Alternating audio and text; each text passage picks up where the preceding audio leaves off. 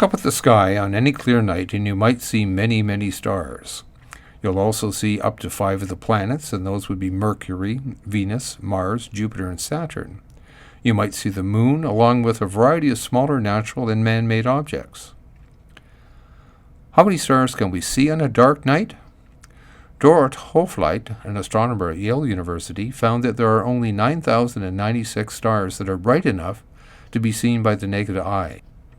Of course, at any one time, we can only see half of the visible stars. The other half is viewable only from the opposite side of the Earth. So at any one time, you may be able to see up to 4,548 stars on a clear, dark night at a location that is away from cities and the light pollution that they produce. How many stars are there altogether, including those that we cannot see with current technologies? It's been estimated that there are about 10 raised to the power of 24 stars in the universe. That's 10 followed by 24 zeros. In Canada and the United States, we would call that 24 septillion stars. In Britain and Germany, it would be called 24 quadrillion stars. Wherever you live, that's a lot of stars. Stars may be broadly classified into several types on the basis of a variety of criteria. The Hertzsprung-Russell classification provides a useful scheme for classifying stars based on a combination of the star's luminosity and its color. Luminosity is a measure of the total energy that is emitted from a star, and it determines the inherent brightness of a star at its surface. The total energy that is emitted increases with the size of the star, so that the larger the star, the greater the total energy that it emits, and the greater the luminosity. Although stars become fainter with increasing distance from the observer. The color of a star depends on the temperature of its surface, and the relationship is shown on the right side of the slide. A relatively cool star appears to be red, whereas a very hot star is blue in color, as shown on the figure on the right. Note that the temperature is in degrees Kelvin, and the relationship between Kelvin and Celsius is shown on the bottom of the diagram. This star on the left is very pale blue in color, so its temperature is about 7,000 degrees Kelvin. This star on the right is yellow and has a lower temperature of about 5,500 degrees Kelvin. Luminosity also increases with increasing color temperature of a star. The higher the temperature, the greater the amount of energy that is emitted from the star's surface. In the figure on the screen, both stars are blue, so they both emit about the same amount of energy per unit area from their surfaces.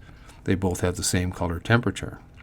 However, the star on the left is much larger than the one on the right, so it has a higher luminosity or brightness than the smaller star. Here is the Hertzsprung-Russell diagram that forms a basis for classifying the stars. The vertical axis over here is the luminosity of the stars in comparison to or relative to the luminosity of the sun.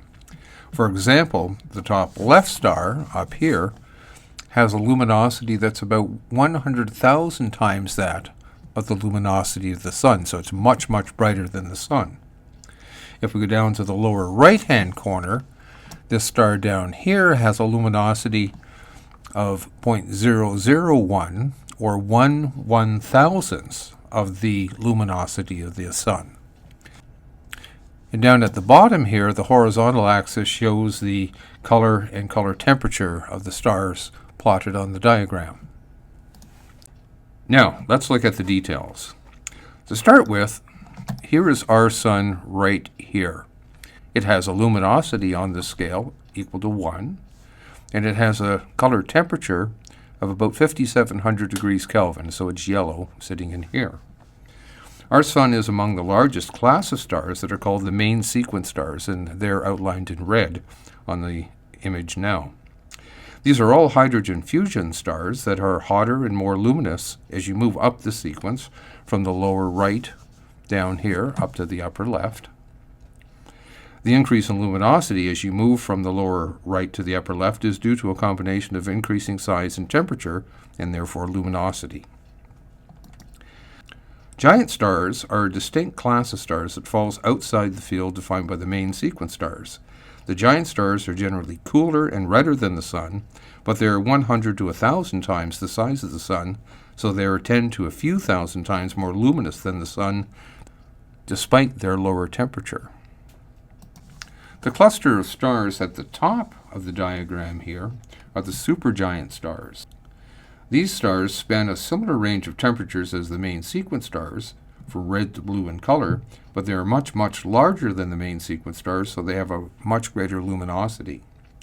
The supergiants are from 1,000 times to 1,000,000 times more luminous than the Sun, and have radii that are 30 to 1,000 times the radius of the Sun. The largest supergiants, like those shown here, would extend to the orbit of Jupiter if they were to occupy our solar system. And in both diagrams here, in addition to the supergiant Sun, are shown the orbits of Jupiter, Mars, there's Earth, there's Venus, and there's Mercury in there.